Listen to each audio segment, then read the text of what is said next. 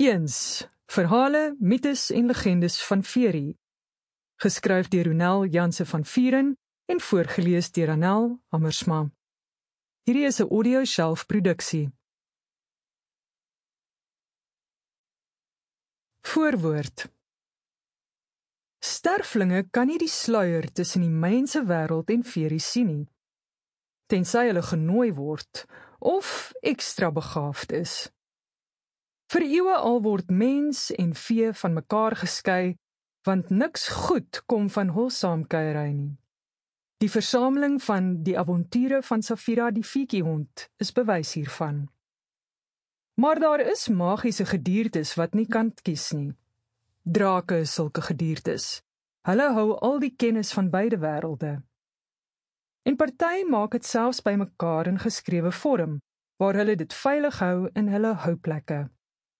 'n Nuuskierige halfvee het in 'n draak, wat beroemd is vir sy versameling boeke, sy houplek ingebreek. Die kennis wat sy gevind het, is net te veel om vir haarself te hou. Hier volg 'n paar verhale, mites en legendes van Fairy. Party klink verrassend dieselfde as legendes van sterflinge, terwyl ander wel so onaards is soos die vee. Koningin van ys. Yskristalle vorm op haar kaal arms.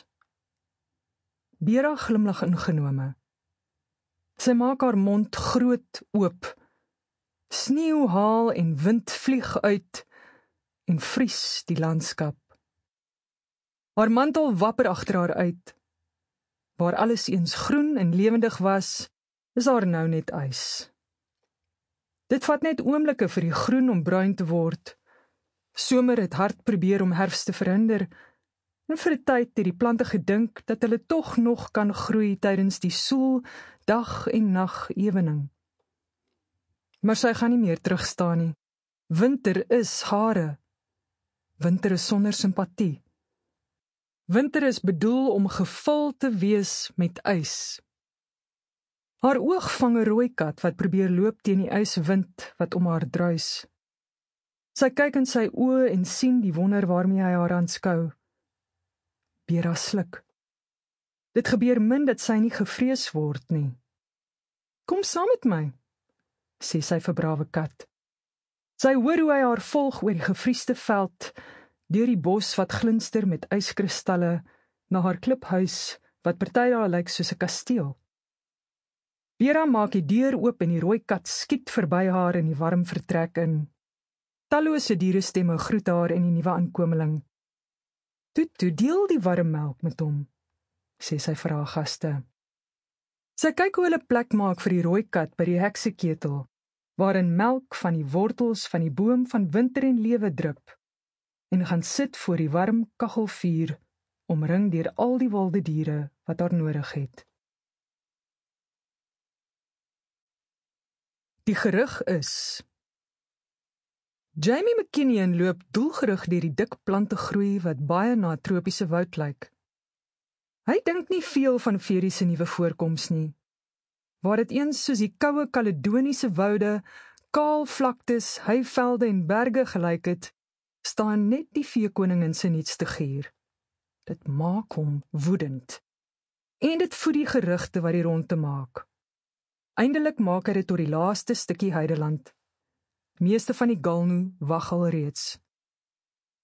So, wat het die koning gesê? Vra die leier van die Douglas familie, sonder om te groet. Almal skuif rond sodat hulle hom beter kan sien. Dat Fairy hare is om mee te doen soos sy lus het.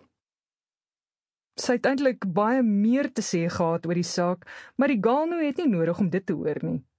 Veral die deel waar daar soveel klagtes was dat alles altyd presies lyk, soos wat die galnu, soos hy wil hê dit moet. Gee sy nie om hoe ons voel nie. Jamie kners sy tande. Hy wil nie na hulle hap nie.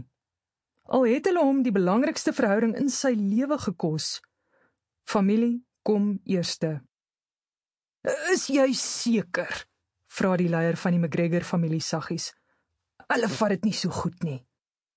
En hulle moenie, antwoord Jamie donker. Sample complete. Ready to continue?